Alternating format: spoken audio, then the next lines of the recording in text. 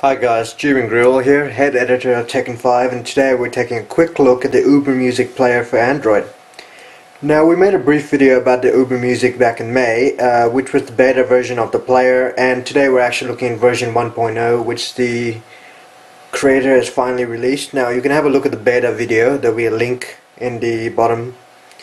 And the reason we're doing this video is because the UberMusic Player looks remarkably similar to the Zune Player found on Windows Phone 7's, and this is definitely made for those Android users who want a bit of Metro UI on their phone.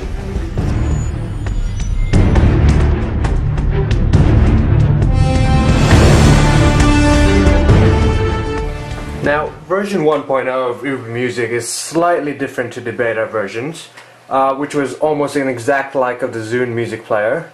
Obviously the creator might have been sued, so he changed it slightly, and now you can actually get skins, which you can see over here in the settings, of different widgets, I suppose, to influence the way the UberMusic Player looks. And so here you've got Zune, you've got Clear, Classic, and Metro. Now Metro is the actual form of Windows, and unfortunately every time you change the setting here you do have to restart it, which is quite annoying.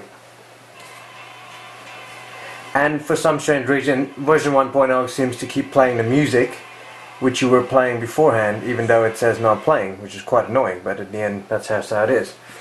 So let's have a look at the differences between the two here. Now, I'm actually running beta version 2 on the Windows Phone 7, which is version 7712, so it might look a little different, but those of you who aren't running on the Mango build of Windows Phone 7 will notice that it looks remarkably similar to each other. So on my left here I've got a Motorola Droid, and on my right I'm running a Samsung Omnia 7 running Windows Phone 7. The Droid has been overclocked to 1 GHz just to give a fair comparison of the two. Now, as you can see here, they are quite similar. So if you just skip to W over there, obviously Windows Phone 7 is slightly quicker, but they're both quite similar in the way they work. Now, there'll be obviously some issues being build number 1, but as you can see they are quite similar. So let's just get down to Shakira over here.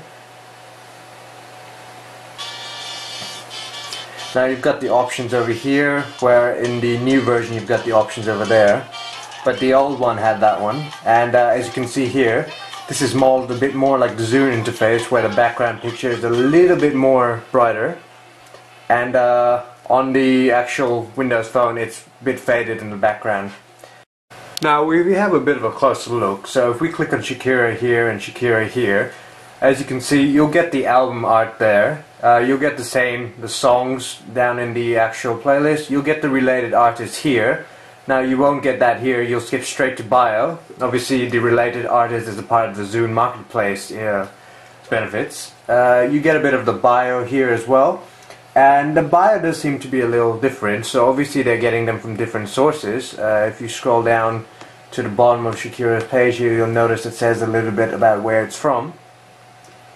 And then you're back to the the albums. And obviously, if we have a look, we just skip down to K and we go down to one of my favorite DJs, Cascade. If you just have a quick look at which one is quicker, obviously I tried to press them at the same time. Windows Phone came up a bit quicker.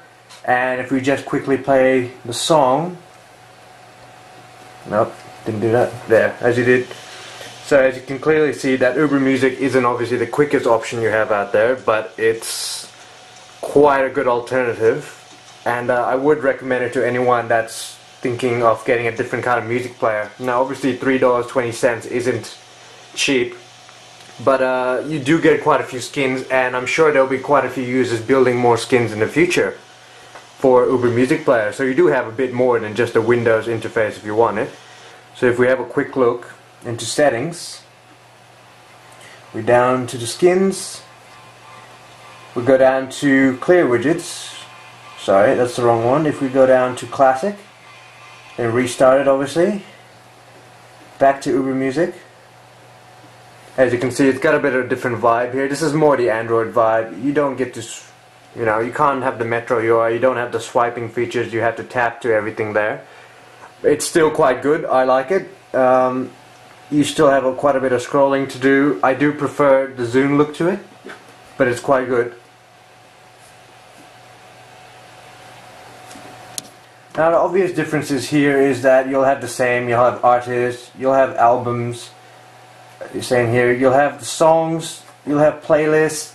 Now you won't get access to the Zune marketplace on the Android, and that's obviously because it's Android, so if you do want access to it, you should get a Windows Phone 7.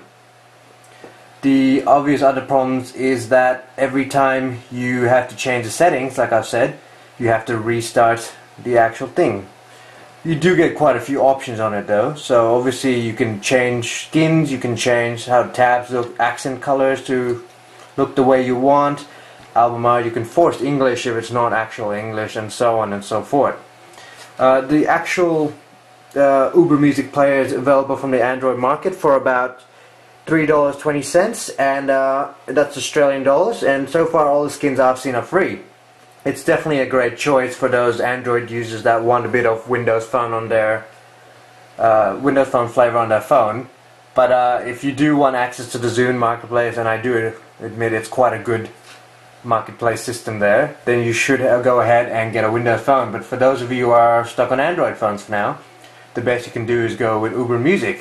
It's not free, not everything in the Android marketplace is free, but it is a great little music player here. It's a great, definitely a different setup to the default Android music player there, and I do recommend it for everyone.